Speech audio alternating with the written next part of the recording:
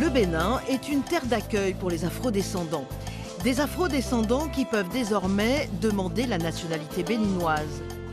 C'était une promesse du président Talon qui en avait fait l'annonce lors de son déplacement en Martinique en décembre 2023. Il y avait une demande de la part des afrodescendants, notamment des Antilles, mais pas que. Et évidemment, chez nous également, nous avions ce besoin de nous reconnecter à nos frères. Nous avons pensé qu'il était essentiel que nous puissions nous réconcilier avec notre passé. Une satisfaction pour Aksamia. Installée à Cotonou depuis 5 ans, elle et sa famille ont obtenu la nationalité béninoise il y a 1 an. La Martiniquaise a toujours milité pour l'obtention de la citoyenneté béninoise à tous les afrodescendants. Ça a été un soulagement, d'autant plus que cette loi s'étend à tout afrodescendant, même en dehors du territoire du Bénin. Donc je trouve que c'est vraiment une belle réparation. C'est aussi un rétablissement de notre droit au retour sur la terre de nos ancêtres. Kwame vit à 1 heure de Cotonou, à Calavi.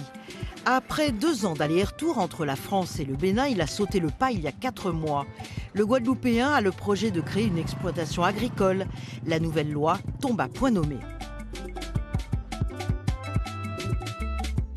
Quand on avait décidé de s'installer, forcément, elle n'était pas encore en vigueur, et même on ne connaissait pas son existence. Et donc on va dire que c'est une vraie chance pour nous, en tant qu'Antillais, de pouvoir profiter de cette loi. Donc là, on s'est déjà rapproché des institutions pour faire le nécessaire.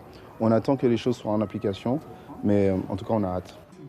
Pour que son dossier soit accepté, Kwame devra prouver son afrodescendance avec un test ADN dans un laboratoire certifié. Une fois béninois, il pourra devenir propriétaire et à terme, voter comme tout citoyen du pays. Pour les afrodescendants qui ne sont pas sur place, les démarches ne sont pas évidentes. Pour les aider, Stéphanie met en ligne régulièrement des vidéos dans lesquelles elle donne des conseils pour bien préparer cette nouvelle vie. L'idée, c'était vraiment de pouvoir aider ces autres personnes qui souhaitent justement renouer, venir s'installer et qui n'ont pas les informations nécessaires.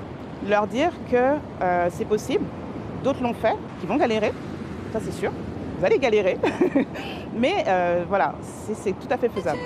Stéphanie vit ici depuis 3 ans et souhaite devenir béninoise.